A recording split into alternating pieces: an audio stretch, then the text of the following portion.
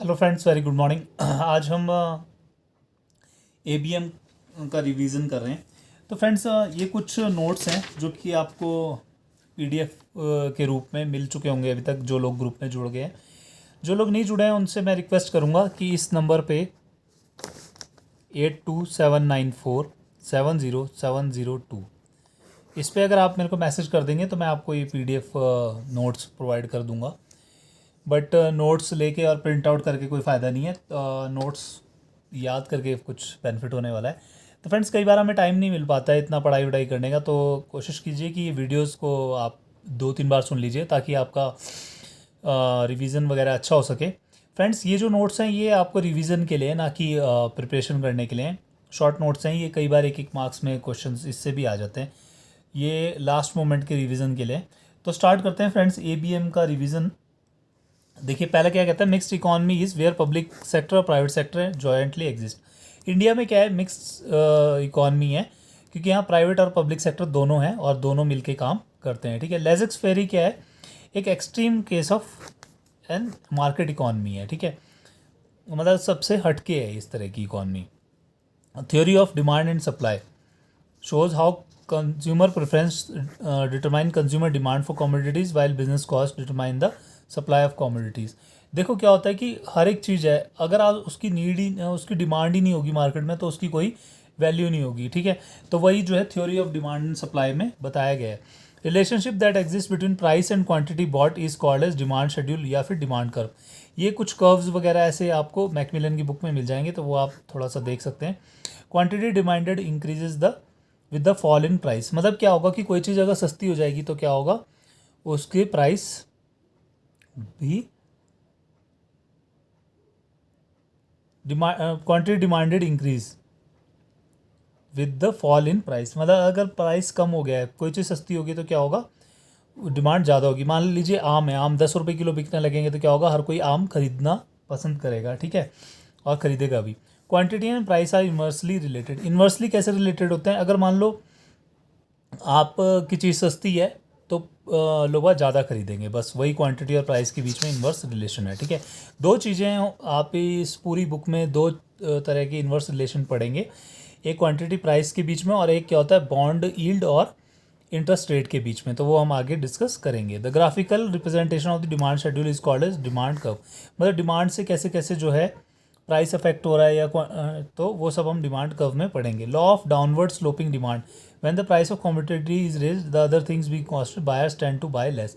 मतलब कोई चीज़ महंगी होगी है तो क्या करते हैं लोग, कम खरीदना पसंद करते हैं। ठीक है, अभी जैसे लॉकडाउन है तो क्या है कि चीज़ें सप्लाई कम हो गई है तो इस वजह से क्या हो रहा है, और बायर्स तो उतना ही है तो चीज़ें महंगी होती जा रही है, तो फिर आदमी क्या कर रहा है, कम क्वांटिटी में खरीद रहा है। ठीक है, market demand curve obey the law of downward sloping demand. Market demand curve क्या ओबे करता है, law of downward sloping demand की। A downward sloping demand curve relates quantity demanded to price. ठीक है, factors influences the demand curve. मतलब ऐसे कौन से फैक्टर्स हैं जो कि अफेक्ट करते हैं डिमांड कर्व को। डिमांड कर्व क्या होता है, बेसिकली कितना क्वांटिटी खरीदा गया और क्या उसकी प्राइस है। तो एवरेज लेवल्स ऑफ इनकम, मान लीजिए किसी की इनकम बहुत कम है तो वो क्या करेगा, कम चीज़ें खरीदेगा और सस्ती चीज़ें खरीदने की कोशिश करेगा। साइज ऑफ मार्केट है या पॉपुलेशन, अगर पॉपुलेशन बहुत ज़्यादा है तो फिर क्या होगा, डिमांड भी बहुत ज़्यादा होगी। तो prices and availability of related goods, availability भी होनी चाहिए, है ना। मान लीजिए आपकी जेब में पैसे भी हैं और आप ब्रेड खरीदने जाते हैं मार्केट में, आपको ब्रेड मिलती नहीं है तो फिर आप क्या खरीदेंगे, कुछ भी नहीं, है ना। डिमांड तो है लेकिन क्या है, अवेलेबिलिटी नहीं है। टेस्ट और प्रेफरेंसेस, मतलब कई लोग क्या होता है कि किसान जैम ही खाना पसंद करते हैं। इवन जो है जैम और भी कंपनीज़ के बहुत अच्छे आते हैं लेकिन लोगों को टेस्ट उसी का और प्रेफरेंस उसी की ही है।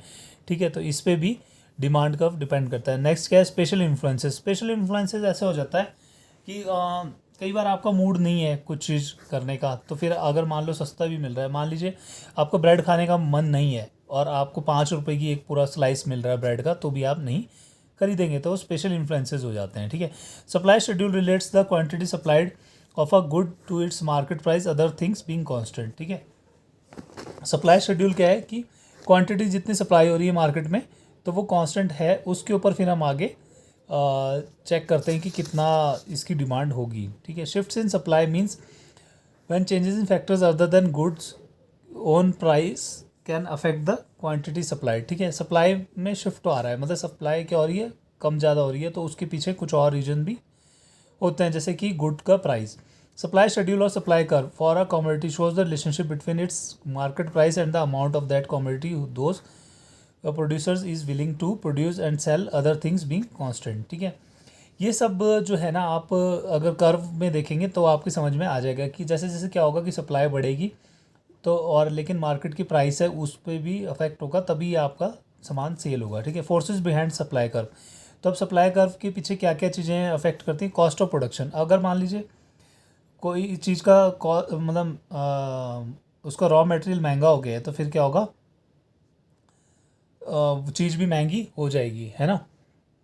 Prices of inputs and technological advances, मतलब अगर मशीनरी वगैरह महंगी है तो फिर आपको बनाने में भी महंगा पड़ेगा। प्राइसेस ऑफ रिलेटेड गुड्स, मतलब उसकी जो बाहर की पैकिंग वगैरह वो महंगी होगी तो फिर भी प्रॉब्लम है। गवर्नमेंट पॉलिसी, मान लीजिए कोई कंपनी लगाने के लिए गवर्नमेंट सब्सिडी देती है तो फिर क्या होगा, सस्ता प्रोड्यूस होगा, होता है ना।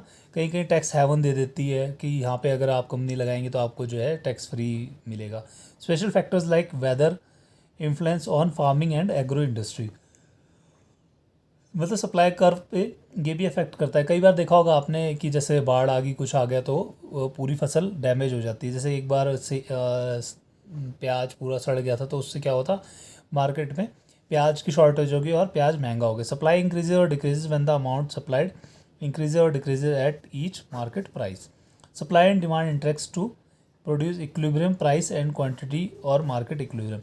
देखो इक्विलिब्रियम कब आएगा, जबकि क्या हो कि सप्लाई भी बराबर हो और डिमांड भी बराबर हो। अगर मान लो डिमांड बढ़ जाए और सप्लाई कम हो जाए, तो फिर भी क्या हो जाएगा, प्राइसेस शूट आउट हो जाएंगे, है ना। मान लीजिए डिमांड कम होगी और सप्लाई बहुत ज़्यादा होगी, तो फिर भी क्या होगा, प्राइसेस पे अफेक्ट आएगा, ठीक है। नेक्स्ट स्लाइड में आइए। The market equilibrium comes at that price and quantity where the forces of supply and demand are in equilibrium. देखो मार्केट इक्विलिब्रियम कब होगा, जबकि क्या होगा कि फोर्सेज, सप्लाई भी बराबर आ रही है और डिमांड भी बराबर आ रही है, दोनों में बैलेंस है, ठीक है। मान लीजिए आपको खर्चे के लिए भी उतना ही पैसे मिल रहे हैं और आपका खर्चा भी उतना ही है, तो क्या होगा, बिल्कुल बराबर होगा, इक्विलिब्रियम हो जाएगा, ठीक है। At the equilibrium price the amount that buyers want to buy is just equal to the amount the seller wants to sell. Equilibrium price ऐसी प्राइस होती है जिसपे कि लोग खरीदना भी पसंद करते हैं और बेचने वाला बेचना भी पसंद करता है, क्योंकि बेचने वाला कभी भी घाटे में बेचेगा नहीं। A market equilibrium comes at a price at which quantity demanded equals quantity supplied. The equilibrium price is also called as market clearing price, मतलब इक्विलिब्रियम प्राइस को क्या बोलते हैं, मार्केट क्लियरिंग प्राइस भी बोलते हैं, ठीक है। Money is anything which performs the following four function. Money क्या है, ऐसी चीज़ जो कि चार आपके फंक्शंस को, चार आपके नीड्स को पूरा करती है, ठीक है। पहली क्या है, मीडियम ऑफ एक्सचेंज, मतलब आपने कोई चीज़ खरीदनी है तो आप पैसा देंगे और वो सामान ले लेंगे। मेजर ऑफ वैल्यू, मतलब किसी चीज़ की आपने कीमत लगानी है तो वो पैसे से लगाते हैं। Store of value over time, मतलब क्या है कि आप पैसा जोड़ के क्यों रखना चाहते हैं, क्योंकि क्या होगा, थोड़े टाइम बाद आपका पैसा बढ़ जाएगा, है ना। स्टैंडर्ड्स फॉर डेफर्ड पेमेंट्स, ये जो है किसी की डेफर्ड पेमेंट करनी है तो उसका स्टैंडर्ड है, उससे आप फाइंड आउट कर सकते हैं, ठीक है। मीडियम ऑफ एक्सचेंज, अब थोड़ा सा इसको एक्सप्लेन करके पढ़ेंगे। मीडियम एक्सचेंज क्या होता है कि जैसे आपने कोई सामान खरीदना है, पहले क्या होता था, बार्टर सिस्टम होता था, आप बकरियां दे दीजिए और अनाज ले लीजिए, इस तरह से दोनों में आप कर लेते थे। और अब क्या है, आप पैसे दीजिए और आप अनाज ले सकते हैं। अब मेजर ऑफ वैल्यू, मनी जो क्या करता है, किसी भी चीज़ की वैल्यू, गुड्स की, सर्विसेज की वैल्यू बता देता है। जैसे अगर मान लो आप मजदूर से मजदूरी करवाएंगे सारे दिन भर, तो आप उसको 500 रुपये दे देंगे, तो वो उसकी सर्विसेज की वैल्यू होगी। Store of value over time, मतलब ये कि फ्यूचर पेमेंट्स जो हैं वो आपका पैसा आज की डेट में है और उसके बाद में जो है ब्याज लग के फिर आगे कितना होगा। Standard of for deferred payment use for agreed measure of future receipts and payments in contracts. अगर मान लो आप किसी के साथ कॉन्ट्रैक्ट करते हैं तो आपने जो है फ्यूचर में कितना पैसा देना है, क्या करना है, तो वो उस पर भी डिपेंड करता है। फ्रेंड्स, ये अभी इस लेक्चर को यहीं पे रोकते हैं, ठीक है।